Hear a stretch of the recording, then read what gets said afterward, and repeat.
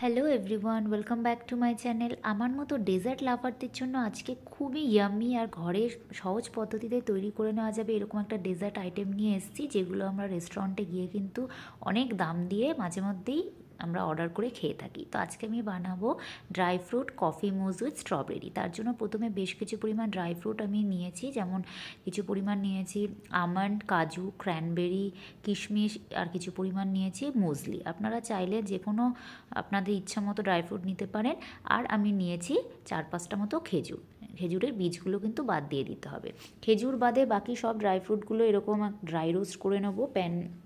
একটা কড়াই বসিয়ে নিয়ে ড্রাই রোস্ট করে নেওয়ার পর একটু ঠান্ডা করে নিয়ে সেটা একটা মিক্সার ব্লেন্ডারের মধ্যে দিয়ে নেব। তার সাথে ওই খেজুরগুলোও এবার অ্যাড করে দেব। আর 1 থেকে 2 চামচ মতো এখানে কিন্তু মিষ্টির জন্য একটু আমি মধু অ্যাড করেছি। দিয়ে সব কিছু জিনিস খুব ভালোভাবে একটা গ্রাইন্ড করে নেব। দেখতেই পাচ্ছেন একটু স্টিকি টাইপের, খুব সুন্দর ড্রাই ফ্রুটগুলো কিন্তু ব্লেন্ড হয়ে গেছে। তো এইটাকে আমি পাশে রেখে দেবো। এদিকে আমরা সেকেন্ড স্টেপের দিকে এগোচ্ছি। নিয়ে নেবো একটা একটা মিক্সিং বোল নিয়ে নেবো একটা। সেখানে নিয়ে নেবো 2 চামচ মতো কফি পাউডার, 1 চামচ জ্যাগারি পাউডার, আপনারা চাইলে এখানে চিনিও ইউজ করতে পারেন, আর 2 চামচ মতো দুধ দিয়ে এরকম খুব সুন্দরভাবে এটাকে হ্যান্ড ব্লেন্ডারের সাহায্যে আমি মিক্স করে নেব যতক্ষণ এটার কালারটা একটু আর কি লাইট হয়ে যায় আর একটু ফ্লাফি হয়ে যায়। আর চিনির সাথে বা জ্যাগারি পাউডারের সাথে কফিটা যাতে খুব সুন্দরভাবে মিক্সড হয়ে যায় সেই জন্য আমি ভালোভাবে এটা ব্লেন্ড করে নেব।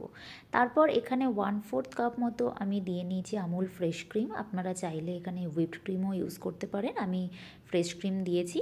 দিয়ে নেওয়ার পর আবারও ভালোভাবে একবার মিক্স করে নেবো সব কিছু। এরপর আবারও একটা প্যান বসিয়ে নিয়েছি আমি গ্যাসে, দিয়ে মিক্সারটা ঢেলে দেবো। আর লো টু মিডিয়াম ফ্লেমে খুব ভালোভাবে কিন্তু স্প্যাচুলা দিয়ে নাড়তে থাকবো। একটু মিষ্টির জন্য 1 চামচ মতো আমি কনডেন্সড মিল্ক অ্যাড করেছি এতে, আপনারা চাইলে স্কিপও করতে পারেন। দিয়ে খুব ভালোভাবে কিন্তু আমাদের এটাকে নেড়ে যেতে হবে যাতে নিচে লেগে না যায়। তো খুব ভালোভাবে নাড়তে থাকবো। আর বুঝতেই পারবেন আপনারা যখন দেখবেন একটু থিক হয়ে গেছে, একটু ক্রিমি হয়ে গেছে আমাদের মিক্সচারটা, এরকম প্যানটা থেকে, এই ননস্টিক ফ্রাই প্যানটা থেকে দেখতেই পাচ্ছেন এটা প্যানটাকে ছেড়ে দিচ্ছে মিক্সচারটা। আমাদের এই কনসিস্টেন্সি অবধি এটাকে কিন্তু আমাদের করে নিতে হবে, রেডি করে নিতে হবে। তো এরপর আমি গ্যাসটা অফ করে দিলাম। এটা ঠান্ডা হতে দেবো কিছুক্ষণ। ঠান্ডা হওয়ার পর কিন্তু এইটার কনসিস্টেন্সিটা আর একটু ঠিক হয়ে যাবে, আর একটু কিন্তু এটা জমে যাবে।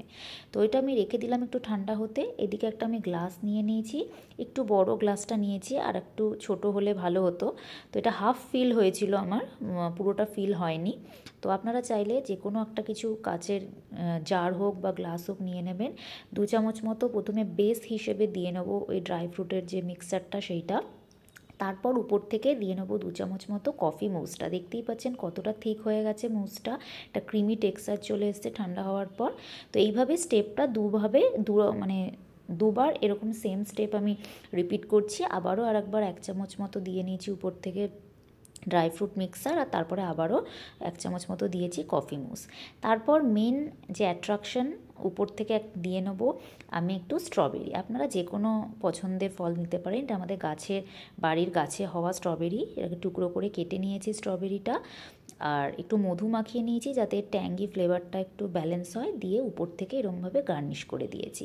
দেখতেই পাচ্ছেন কতটা সুন্দর দেখতে লাগছে। এটা 2-3 ঘন্টা মতো ফ্রিজারে সেট হতে দেবো। তারপর বের করে নিয়েছি আমি, পুরো সেট হয়ে গেছে মুসটা আমাদের। দেখতেই পাচ্ছেন কতটা সুন্দর টেক্সচার এসছে, আর এর টেস্টটা ছিল হেভেনলি। আপনারা একটা বাড়িতে কিন্তু অবশ্যই ট্রাই করে দেখবেন। And thanks for watching. ভালো লাগলে একটা